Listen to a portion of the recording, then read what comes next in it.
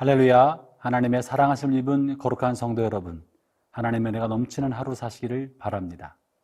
바울은 이제 로마에 있는 로마 시민들과 그의 성도들이 마땅히 언젠간 우리가 하나님의 심판을 받아야 된다는 사실을 말하고 있습니다. 아울러 왜 모든 사람에게 복음이 필요한지를 말하기 위하여 하나님의 율법을 먼저 받은 유대인들이나 혹은 율법에 대해서 들어본 적이 없는 이방인들도 하나님의 심판대 앞에 서게 될 것이라는 이야기를 오늘 본문을 통해 들려주고 있습니다. 그러면 유대인이나 이방인들이나 하나님께서 우리를 심판하는 그 기준은 무엇일까요?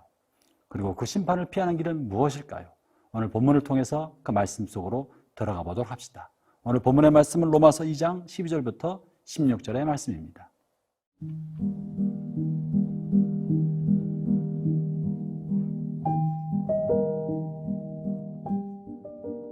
로마서 2장 12절에서 16절 말씀입니다.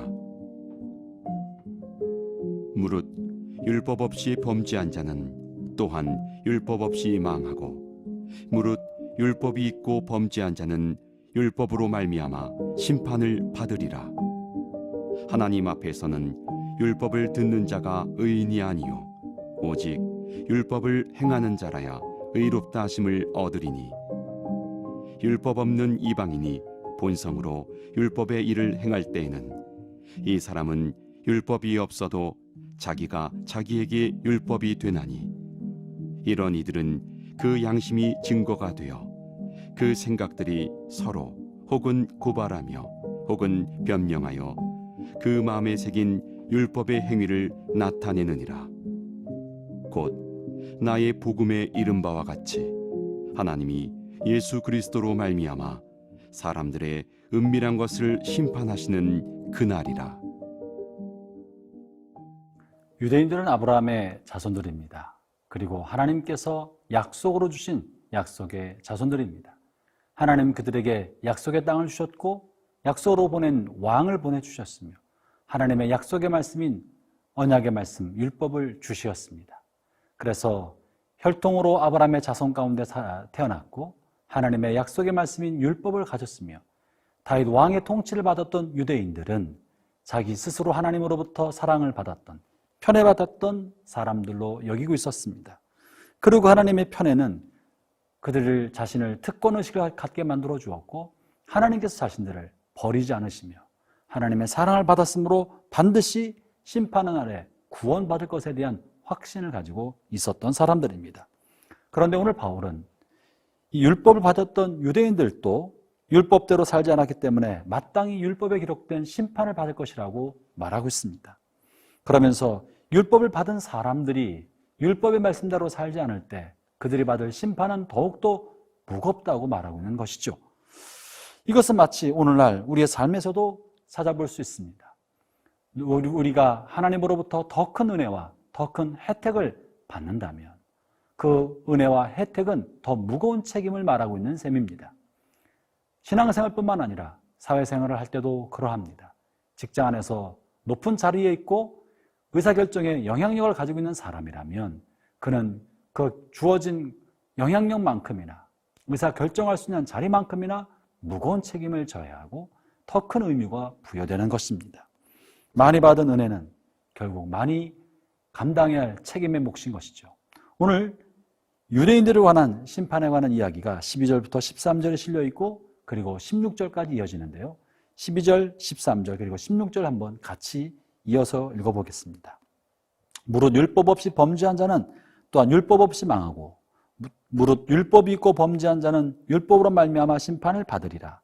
하나님 앞에서는 율법을 듣는 자가 의인이 아니요 오직 율법을 행하는 자라야 의롭다 하심을 얻으리니. 그리고 16절과 이어지는 것이 좋습니다.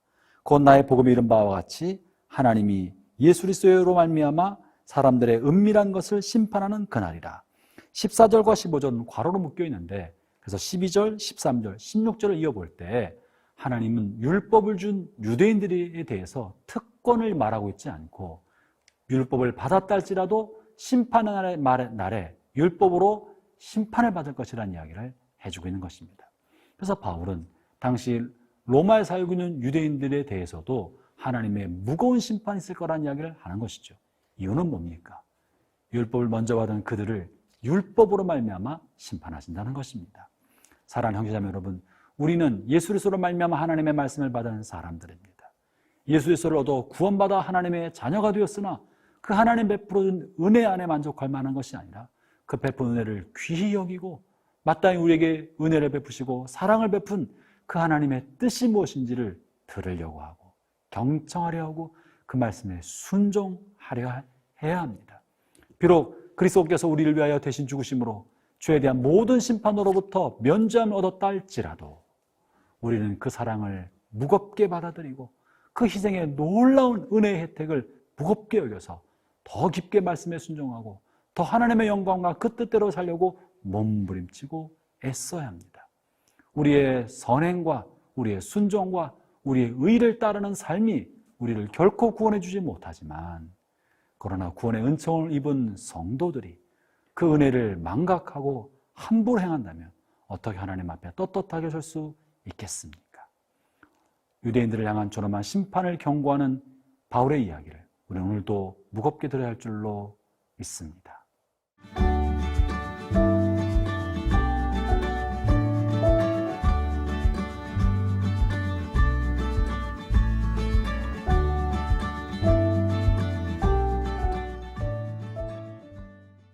이제 바울은 유대인에 관한 심판에 관한 이야기를 이어서 하나님에 관해서 한 번도 들어보지 못했고 하나님의 약속의 말씀, 율법의 말씀을 받지 못한 이방인들은 심판의 날에 무엇으로 말미암아 심판을 받을지 그들의 심판받는 기준이 무엇인지에 관한 이야기를 해주고 있습니다.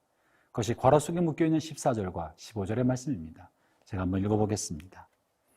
율법이 없는 이방인이 본성으로 율법의 위를 행할 때에는 이 사람은 율법이 없이도 자기가 자기에게 율법이 되나니 이런 이들은 그 양심이 증거가 되어 그 생각들이 서로 혹은 고발하며 혹은 변명하여 그 마음에 새긴 율법의 행위를 나타내느니라.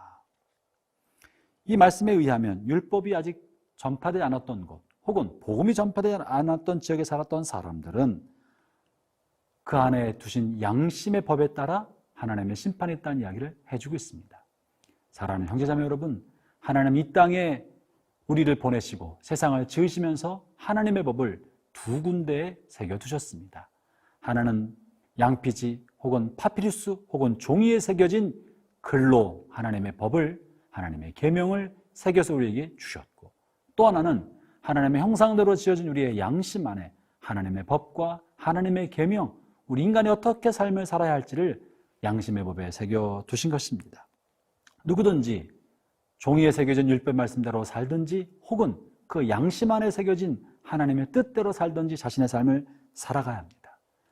양심을 거스리고 선한 양심의 충동과 요구를 거스려 육신의 정욕과 이생의 자랑과 안목의 욕심을 따라 살아가는 것은 결코 정당화될 수 없습니다. 그것은 마침내 심판의 날에 그 새겨진 양심의 법대로 심판받아 하나님의 존엄한 심판을 받게 된다는 것이 바울의 가르침입니다. 이 가르침은 양심대로 산다고 해서 구원받을 거라고 말하는 것은 아닙니다. 율법대로 산다고 구원받는다는 것도 아닌 것과 같은 것입니다.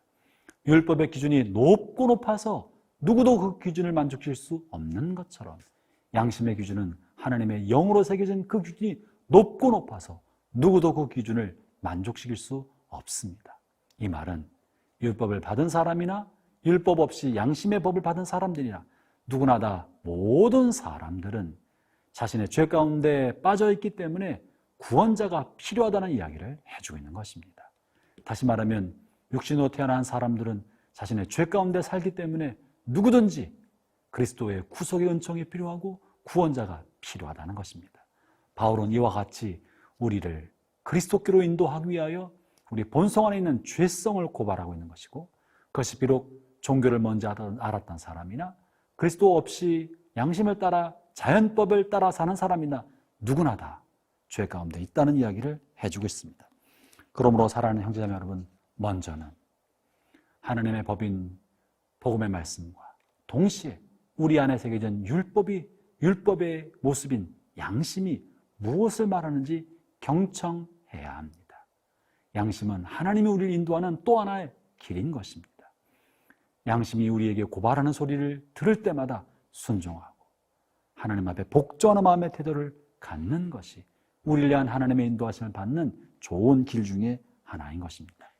말씀을 묵상하여 말씀의 인도하심과 양심의 법을 따라 하나님의 인도하심을 받음으로 이 땅에 사는 동안에 그리스도와 동행하고 하나님의 영광을 위해 살아가는 복된 삶을 살기를 바랍니다. 아울러 양심대로 살고 율법대로 산다고 하여도 끝내 해결하지 못하는 마음의 깊은 죄와 악한 이 동기를 위하여 그리스도께서 십자가에 달려 돌아가셨습니다. 이것이 복음입니다. 그러므로 저나 여러분은 그리스도께서 이미 심판받으심으로 모든 죄로부터 벗어난 거룩함을 입은 성도가 되었습니다. 거룩한 성도 여러분, 거룩함 안에 머무르시기 바랍니다. 거룩함을 따라 오늘 하루를 살기를 주의 이름으로 축원합니다.